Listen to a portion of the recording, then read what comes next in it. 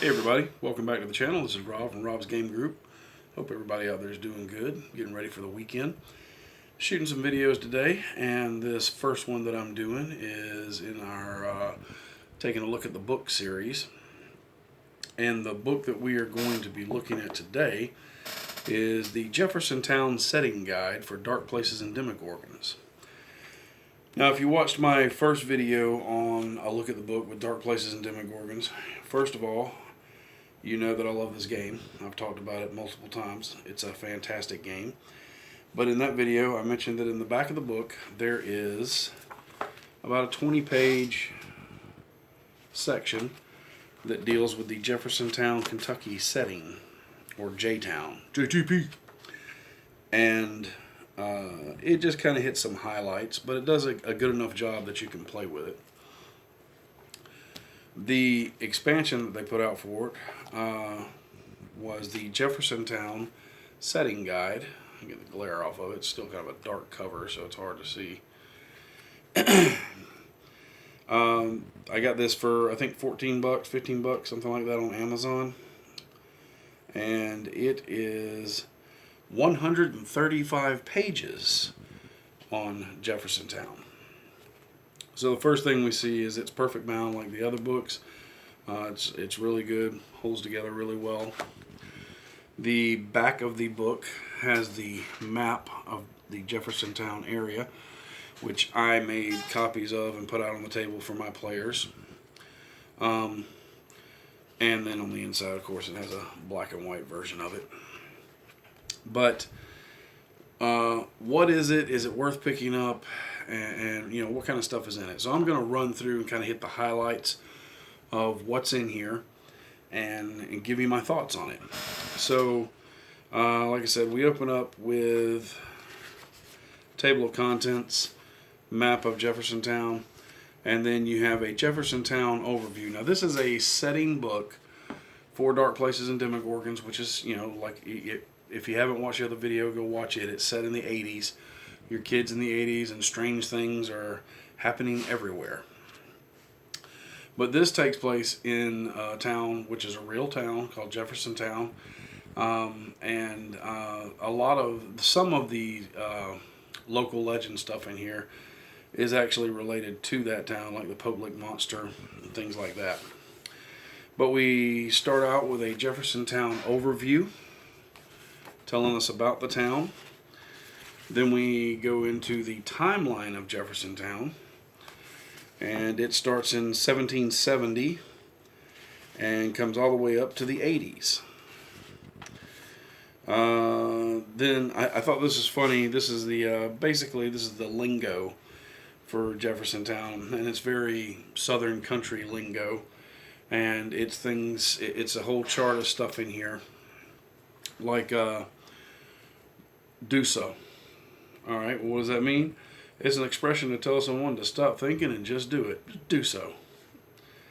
Dry county. It's a county where selling of alcohol is illegal. Fixin' to. A way of saying that you're about to do something. There's some great ones in here. I'm going to learn you.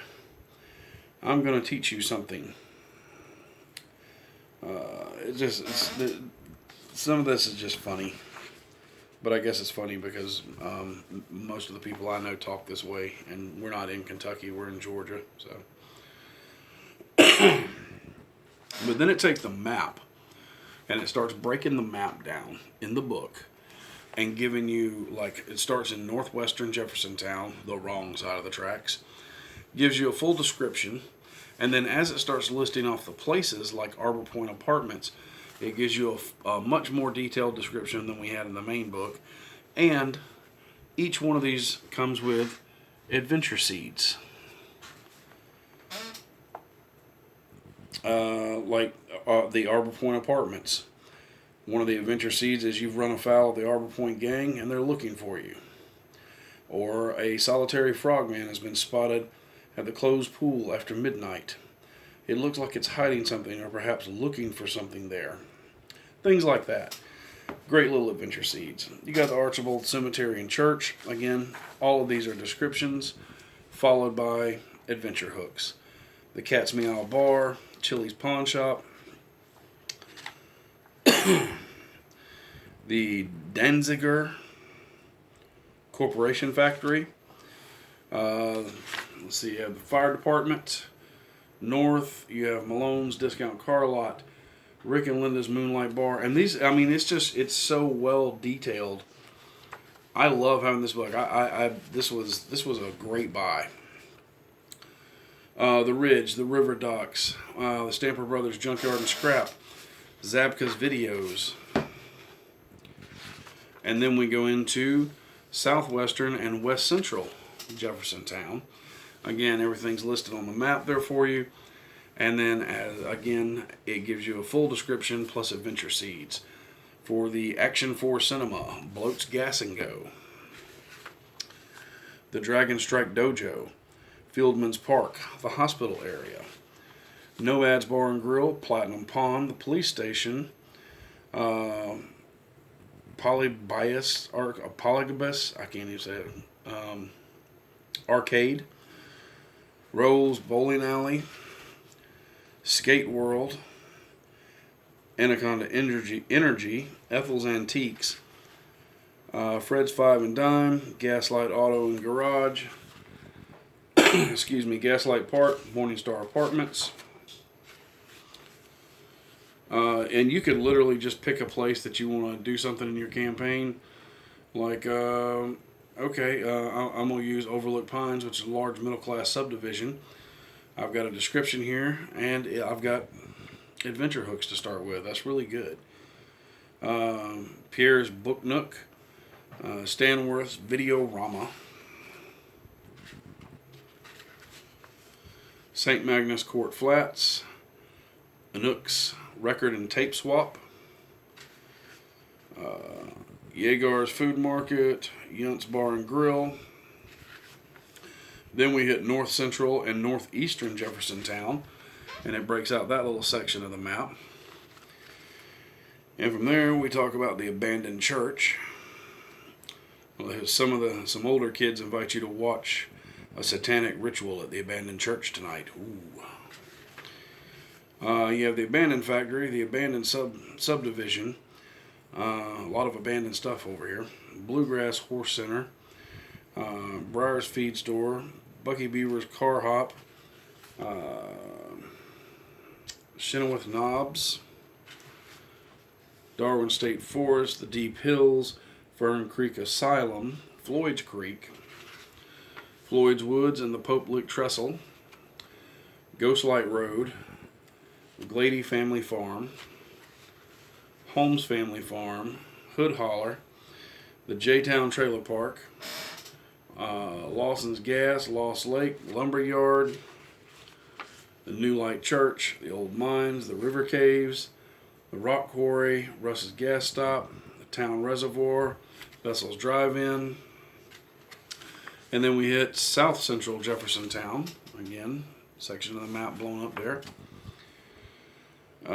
Acre Acres, Belladonna Elementary and Middle School, BMX Sports and Training Center, Chuck's Army Surplus and Gun Shop, DeBossy Hills, the First Church of the One True God and Boone School of the Lord, which that place is pretty relevant. I enjoyed that. I'll get to that in a minute. You had the Flash Mark, the Homebrew USA Dojo, Jeffersontown Cemetery, Jeffersontown High School, King Farms, Night Shores, Mongoose Park, and Butterfly Sanctuary. Omen Hart's Funeral Home, Oxford Mall, which has a lot of adventure seeds. Pumpkin Patch Arbor and Garden Center, Sky High Fields, St. John and the Cross Catholic Church, V's Video and Game Rentals. And then we have Southeastern Jeffersontown, which has the abandoned campground, the Cabbage Cave, Fisher's Parklands, Fort Taylor Army Base, which is something that's being used in my weekly game right now. Hexpost Woods, Mayor Ringwald's Farm, The Pit, Ringwald County Club and Golf Course, Swamp Nature Preserve, Taylor's Lake, also heavily being used in my game, and the Town Dump. And then we go into a section called Places of Note. And the first one we have is Ethel's Antique Shop. I'm assuming that's Ethel there. It gives a lot of detail about the antique shop and some of the funny arcane style trinkets she sells, along with prices for them, right? And then there's also magical items at Ethel's Antique, and it gives you the items that are magical and what they do, if they actually do anything. I'm not going to go through all of them, but there's several pages of that.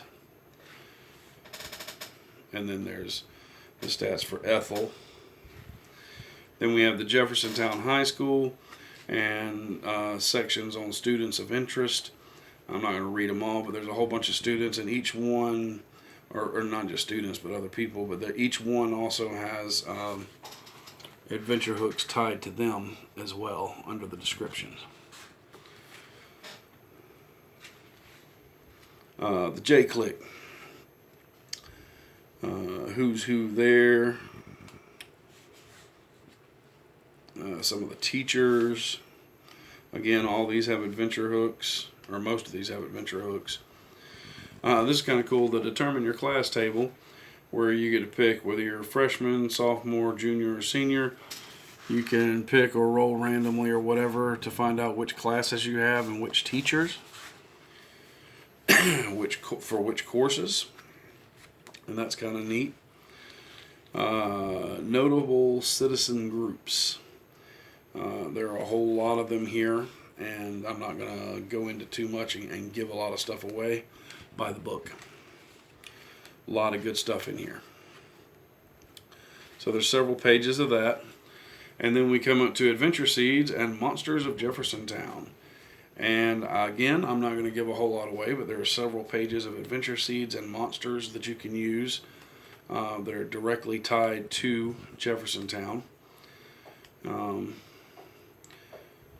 That's a really cool thing to add in here. There's some of these that are just really good. Again, I don't want to go into them and ruin anything for anybody. The one that I will make mention of is Reverend Phillips, the First Church of the One True God and Boone School of the Lord. He's mentioned in the very end of this with very little detail, but you definitely get the impression this guy is on a crusade. Full-on satanic panic, anti-rock music, anti-role-playing games. Well, you get a lot more information on him and the First Church of the First One True God in here. And as I suspected, Reverend Phillips has some secrets. And I was very pleased in the direction they went with that. Let's see, I don't want to give up any information there. And then we have a pretty thorough index and the open game license. So, yeah, do you need it? Well, it depends. If you're a fan of Dark Places and Demogorgons, I don't see any reason not to pick this up. I think you can get it for $5 to $10 on Lulu and DriveThruRPG, but then you got to pay shipping too. I paid like $14, so probably not any cheaper getting it off of Amazon. I really wish they put the rest of their books on Amazon, just because I like buying stuff from there and then complaining about how damaged it is when it gets here. But that's another video entirely. A lot of it's just going to depend. You might need it, you might not need it.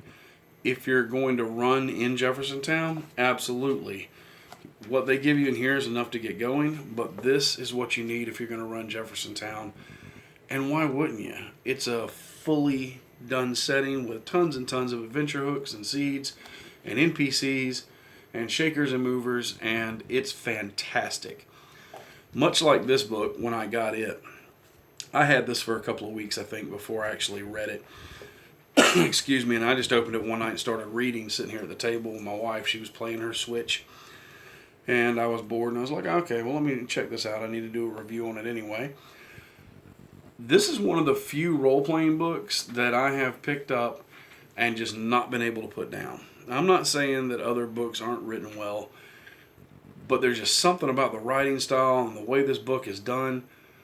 You feel like you've gone home. You know, you're home for a visit. That's what it feels like. I couldn't stop. I just burned through the book straight through. It was amazing. I did the same thing with this. These books, the style of writing is just very, very good. I love this style. It may not be for everybody, but I love it, and I couldn't stop reading.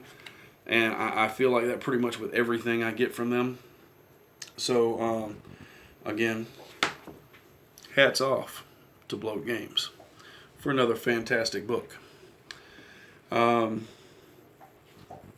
If you're not using it if you're using your own town, there's probably a lot of ideas for adventures here that you could steal and use. But if you are using Jeffersontown, then you're selling yourself short by not getting this. So I highly, highly recommend it if you like Dark Places and Demogorgons. And that's about all I got to say about that. I'm fitting to go do something else. Until next time, good gaming and good luck.